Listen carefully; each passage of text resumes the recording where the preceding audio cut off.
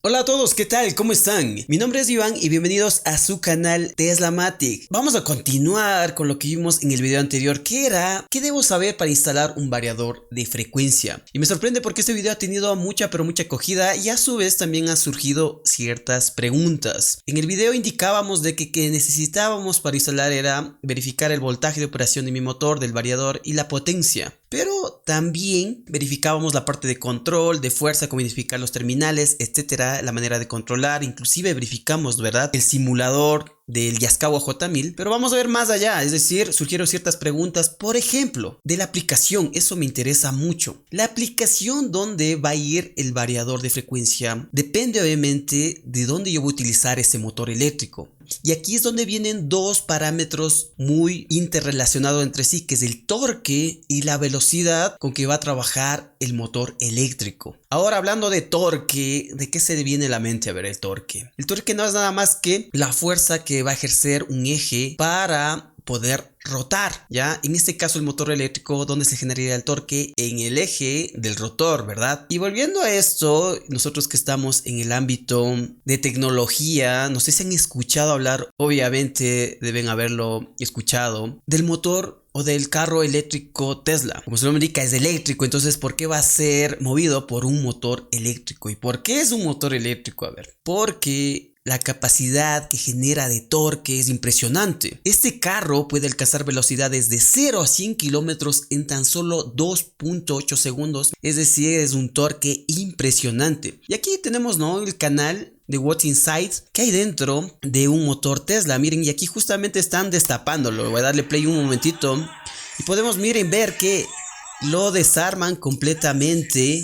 Y aquí está, miren. Aquí estaría el motor eléctrico, aquí estarían los terminales de alimentación al motor eléctrico, aquí estaría la parte electrónica por la parte de acá. Y aquí está el eje, miren, el eje sale el engranaje y obviamente apoyado de mecánica. Aquí se va, el torque que se genera aquí se va a multiplicar inclusive mucho más con la ayuda de los engranajes. Y este carro va a hacer que, a ver, que salga disparado de 0 a 100 kilómetros por hora en tan solo 2.8 segundos. Para entenderlo igual mucho mejor, vamos a ir a ver unas dos hojas de un manual de la Fluke, que obviamente este manual lo vamos a adjuntar en nuestra escuela virtual en la parte de teslamatic.education. Vamos a ver estas hojitas. Mediante estas dos hojas vamos a entenderlo mucho mejor la parte de torque, par, velocidad y caballos de fuerza de un motor eléctrico. Aquí está bien didáctico, ¿verdad? Tengo yo una banda transportadora, ¿sí?, donde yo voy a transportar, valga la redundancia, estos barriles. Y aquí estaría el producto. ¿Cuántos barriles tengo? Tengo 1, 2, 3, 4, 5 y 6. Y esta va a estar accionada, miren, aquí va a estar, puede ser aquí una polea. Y aquí va mi motor eléctrico y va aquí conectado. ¿Qué dice? Mi motor eléctrico, digamos, va a ser de 30 HP. El par necesario para mover la carga va a ser igual a 91.34 libras por pie. Fuerza por desplazamiento, ese es el torque, ¿verdad? Fuerza por desplazamiento. Perfecto, por eso también a veces se escucha Newton por metro, es la misma pero en otras unidades. Entonces eso sería el torque, ¿no? Ahora, ¿qué más tengo? Voy a tener la velocidad, y aquí está, ¿no? 30 HP, velocidad 1725 y el torque 91.34 libras pie. A plena carga, ¿qué indica? De que el motor está trabajando en condiciones nominales, es decir, su corriente consume nominal está en condiciones normales. Tengo 6 barriles. Listo, ¿verdad? Ahí sería a plena carga, se está utilizando los 30 HP, es decir, el 100% de potencia. Ahora vámonos a poca carga. Vemos que se redujo los barriles, ¿verdad? Ahora solo tengo 1, tengo 2 y tengo 3. Sí, facilito, ¿verdad? ¿Qué pasó ahora? Que estoy con poca carga. Entonces el motor no va a estar consumiendo toda la potencia, ahora va a estar consumiendo el 50%, es decir, la potencia nominal era 30 HP, ahora me va a estar consumiendo únicamente 15 HP. La velocidad va a ser la misma, 1725, y el par también va a disminuir, en que este caso va a disminuir a la mitad, 45.67. Ahí estamos con poca carga. Ahora, en sobrecarga, ¿qué es lo que pasa? Miren, aquí pongo el doble peso del producto, y ahora la carga me va a requerir 182.68, es decir, el doble de la carga normal. Por eso aquí está a 200%. El motor va a requerir 60 HP que genere y para poder mover esta carga. Ahora la potencia, ahora necesito más potencia, la velocidad va a ser la misma y el par también va a ser superior, el doble. Entonces aquí está el motor, a ver, en sobrecarga. ¿Y aquí qué puede pasar? Aquí puede trabajar Aquí también puede trabajar, pero aquí ya no puede trabajar, porque va a haber en cierto punto en que las protecciones se van a activar, es decir, guardamotor se va a activar, relé térmico se va a activar. ¿Por qué? Porque la corriente también va a superar, ¿verdad? Aquí también va a haber la corriente de este motor, obviamente el motor se va a calentar y puede haber problemas. Entonces aquí tenemos velocidad, tenemos potencia, tenemos velocidad y tenemos par en plena carga, poca carga y sobrecarga. Y vamos a ver ahora sí la parte donde diga tipos de carga en el motor. Y aquí está también súper didáctico. Vamos a ver aquí qué dice aquí, par constante. Aquí está mi motor eléctrico, una polea y tengo mi carga. Vemos que yo debo la carga elevarle, ¿verdad? Entonces, ¿cuál sería la aplicación de esto? Un polipasto, ¿verdad? Un elevador. ¿Qué dice aquí? Se necesita más caballos de potencia para mover la carga más rápido. Si la carga permanece constante, el par permanece constante. ¿Qué es lo que dice aquí? Tengo una gráfica relación velocidad par que voy a iniciar, ¿no? Aquí está el punto 0, un par alto y este par se va a mantener conforme yo también puedo subir la velocidad del motor. ¿Sí? Vemos que va subiendo, pero el par se permanece, a ver, constante, constante, constante, ¿sí? Esa sería esta aplicación, que sería un polipasto, un elevador, como decía, donde yo deseo que el par sea constante. Ahora vamos al par variable. Aquí tengo un ejemplo típico de par variable que puede ser una bomba centrífuga o en este caso un ventilador, que dice que al aumentar la velocidad del motor, aumenta el volumen del aire. Al aumentar los requisitos de entrada de volumen de aire, aumentan los requisitos de caballos de potencia. Y aquí sí mismo, ¿no? Velocidad de mi motor y voy a tener potencia y par. El par aquí, ¿qué va a pesar? Miren, aquí varía, ¿no? Si yo hago que suba un poco la velocidad, el par va a ir aumentando gradualmente, ¿ya? Pero esto también va a tener mucha repercusión. Si yo ya subo demasiado, el par ya va a empezar a recaer. Hay que tomar muy en cuenta eso. Por eso es par variable, ¿sí? La aplicación típica, como digo, un ventilador puede ser una bomba centrífuga. Y vamos a ver la última que dice el caballo de potencia constante. A ver, esto ya podría decirse una aplicación un poco más ya especial, ¿sí? Donde ya se debe tener obviamente un poco más de control lo que es la velocidad, lo que es el torque y ahí sí la potencia en este caso se va manteniendo. Por ejemplo, tenemos este ejemplo que dice aquí, producto que se coloca en el rollo. Aquí tengo mi producto, aquí está mi rollo, ¿sí? Mi rollo estaría aquí, toda esta parte de aquí. Y este rollo, ¿qué va a haber? Va a ir creciendo, por ejemplo. ¿Ya? Este rollo va a ir accionado por un motor eléctrico. Ahora, ¿qué me dice? En este caso va a ser la carga variable. ¿Por qué? A ver. Porque mientras el rollo se va, valga la redundancia, enrollando, va a empezar pequeño, ¿verdad? Cuando está pequeño, ¿qué va a hacer?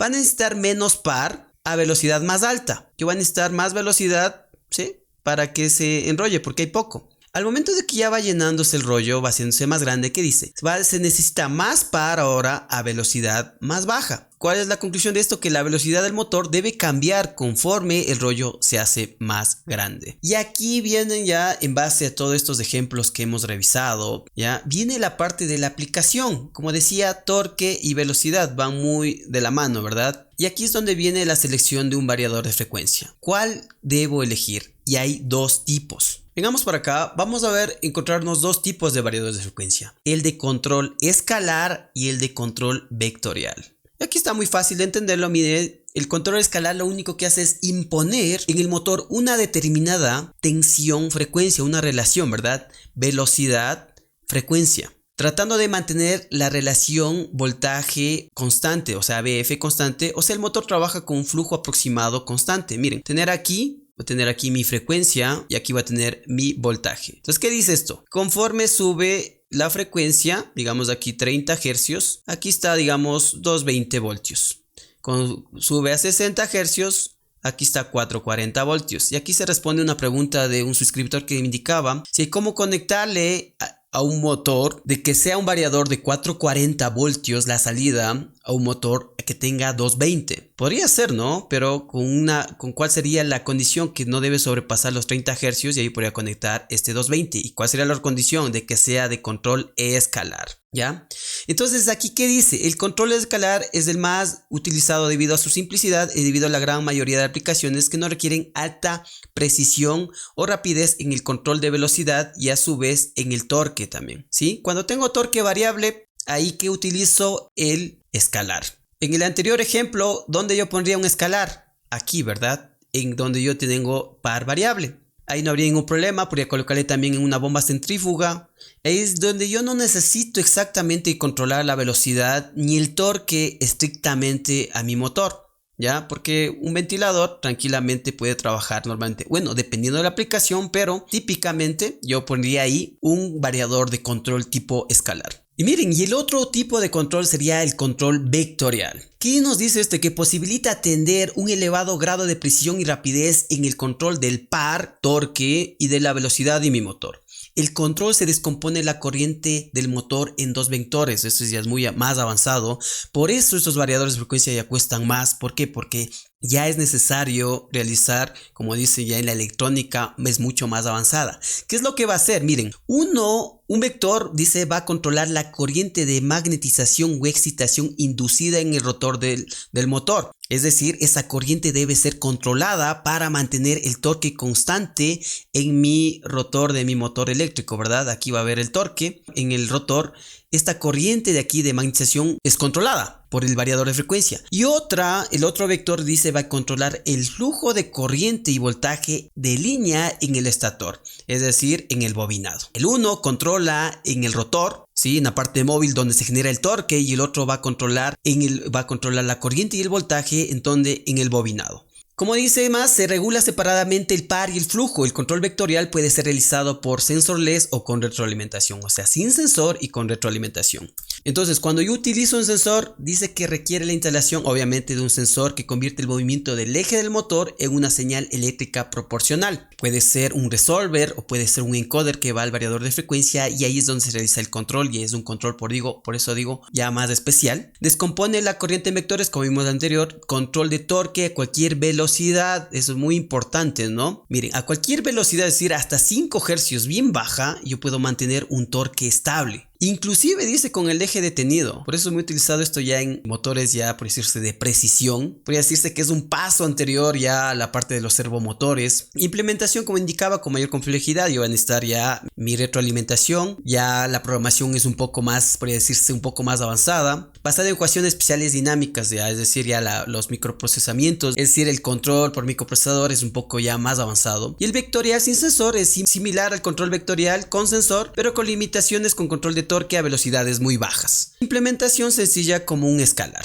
Entonces la gran diferencia, ¿cuál ha sido? Miren, el control escalar, cuando el torque es variable, no es necesario mucho establecer que sea exactamente a tal velocidad, a tal torque, sino puede variar un poco, como puede ser una bomba, como puede ser un ventilador, una banda transportadora lineal, etc. Y el control vectorial ya es más avanzado, puede ser para cargas que están suspendidas, ¿no? Puede ser un polipasto, puede ser un elevador, ya puede ser una máquina. Esto yo he visto mucho en máquinas empaquetadoras, donde aún no se utiliza, por ejemplo, servomotores. Eso es igual muy importante, donde ya se necesita tener ya una referencia exacta y va, ¿no? Un sensor de retroalimentación, tal como está aquí acá. Aquí está, miren, tengo mi control. Aquí está mi motor, el variador de frecuencia, mi motor gira, y aquí no tengo una referencia de velocidad, donde yo puedo controlar y regular. ¿Qué hace? Va a alimentar el variador de frecuencia, yo le doy la regulación, ¿no? Aquí está mi motor. Aquí voy a tener esto conectado aquí, un feedback, un sensor, puede ser, como indicaba, un encoder, un resolver, y este iría al variador de frecuencia, y aquí está el valor real. Entonces aquí va a hacer los cálculos y ahí me va a mantener regulado a cierta velocidad y a cierto torque a mi motor eléctrico. Fácil, ¿verdad? Entonces, como indicaba, estos dos grandes grupos los vamos a encontrar cuando tenemos la aplicación. Como digo, debo verificar, debo consultar a mi proveedor de los variadores de frecuencia, y él le va a preguntar qué aplicación va a tener. Va a tener solo de un ventilador, una pequeña, por decir, otra banda transportadora. Entonces ahí no habría ningún inconveniente, pues usar un control escalar. Pero si yo ya deseo, por ejemplo, controlar que ya exactamente la potencia, el torque, la velocidad de mi motor, incluso a frecuencias muy bajas, yo me iría por un control vectorial. Es decir, también, por ejemplo, cuando yo deseo también mantener el control de los polipastos, de elevadores, como indicaba, o ya de bandas transportadoras que ya son tipo elevadas, entonces obviamente también necesito un variador con control vectorial. Ya, como digo, tiene sus desventajas, ¿no? Obviamente ya tiene un poco más complejidad de programación. Necesito ya, por decirse, si es que deseo más exactitud, como indicaba, un sensor de retroalimentación, de feedback, Incluso ya necesitaría, por ejemplo, un software para poder tunear, que le llaman eso, y ya establecer exactamente qué parámetros necesito para el control de movimiento, como digo. Pero obviamente no es complicado, también se lo puede implementar. Entonces eso sería, podemos ver, puedes seguir viendo. Si tiene más inquietudes, nos puede seguir escribiendo en una cajita de comentarios, como indicaba. Este PDF, bueno, estas hojas son solo un par de hojas de acá, pero voy a adjuntar el PDF completo en la parte de contenido exclusivo.